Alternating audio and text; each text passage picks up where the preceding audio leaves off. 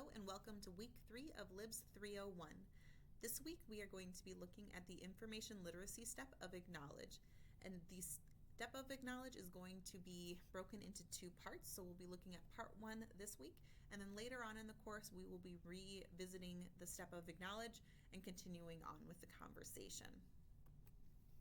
So for this week's to-do, first is our required materials to look through. So we have our week 3 instructor video. So this video you are watching now. We have 3 videos from APA 7th in minutes. So we're going to be looking at the scholarly journal articles, the websites, and books.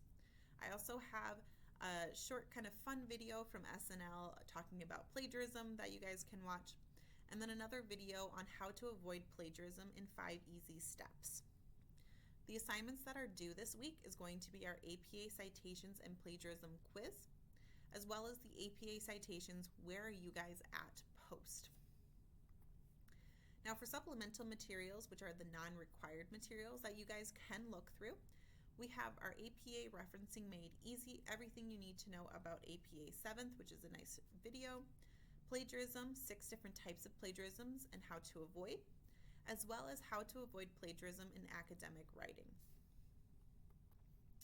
We also have kind of our first step into the APA style guide.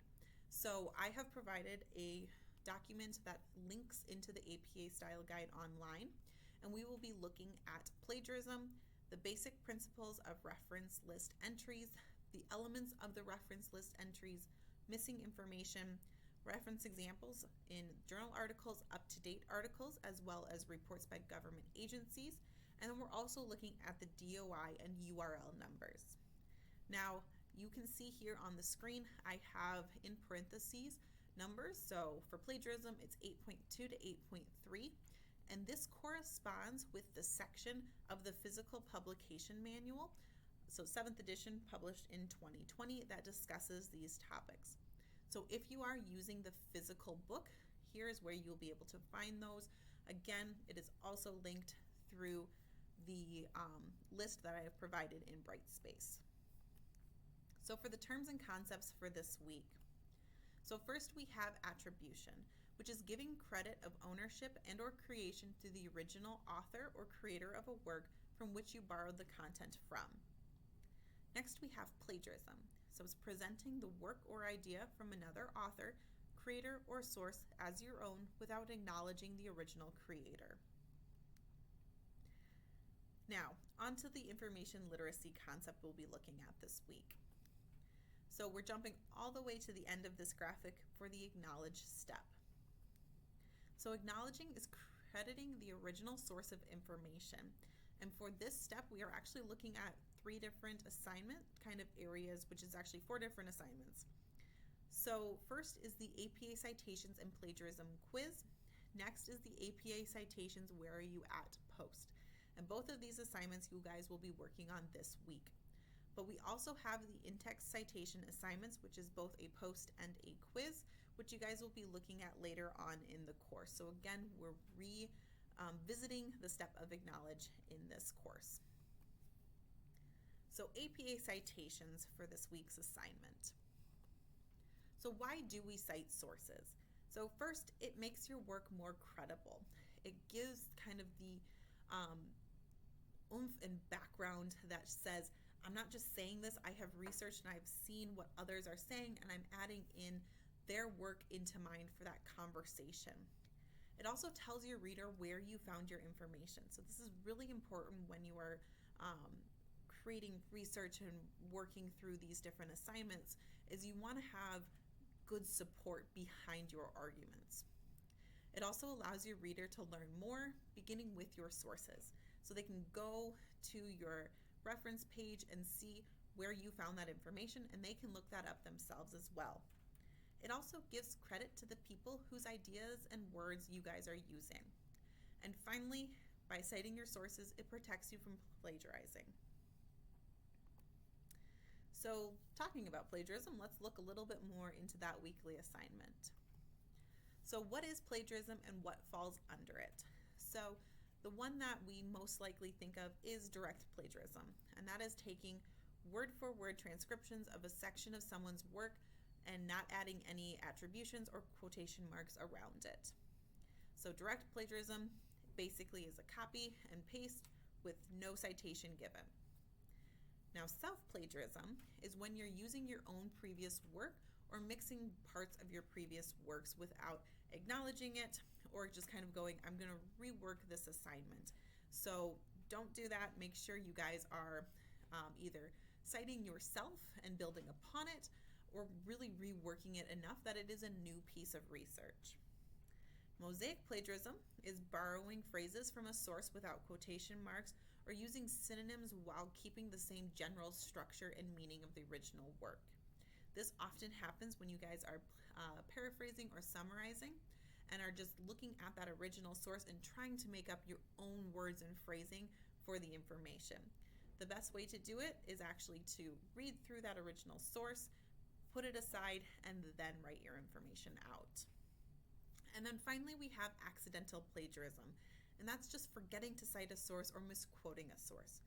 So make sure you guys are taking good notes, creating those citations as you go, and really paying attention and careful attention to your sources you're using and creating those citations.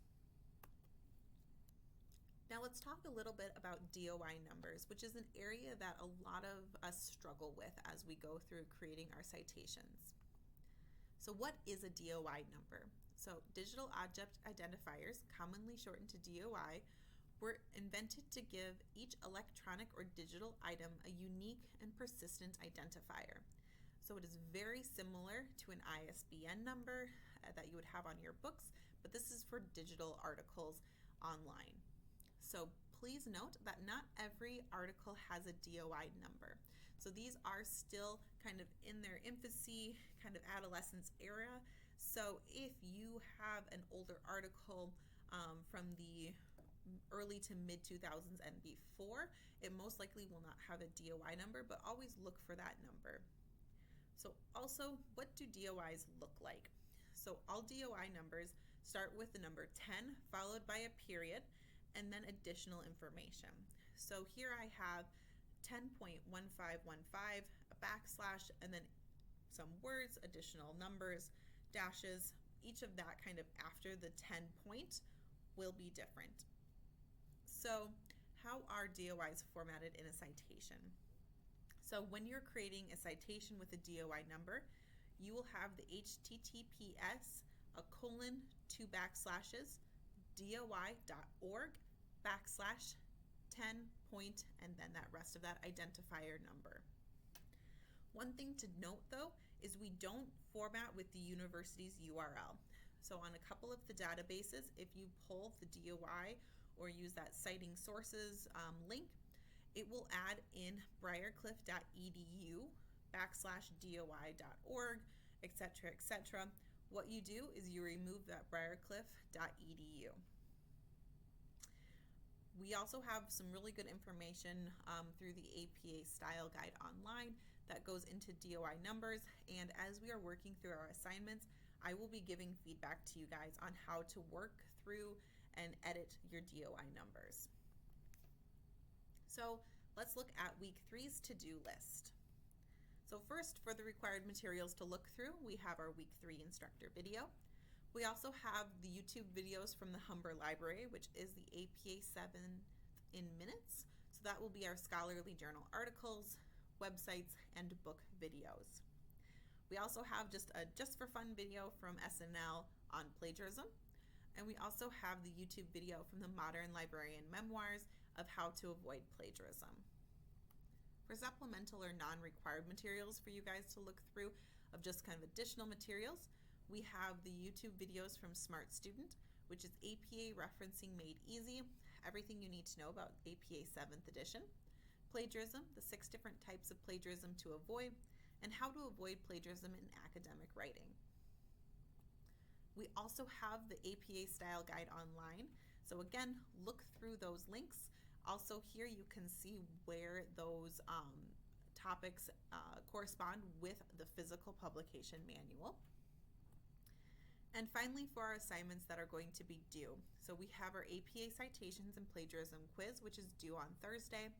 And our APA Citations, kind of where are you at post, which you will be describing your experience, confidence, and concerns surrounding APA citations, and responding to 2 of your classmates. That initial post is due on Thursday, and your response to the classmates are due on Sunday.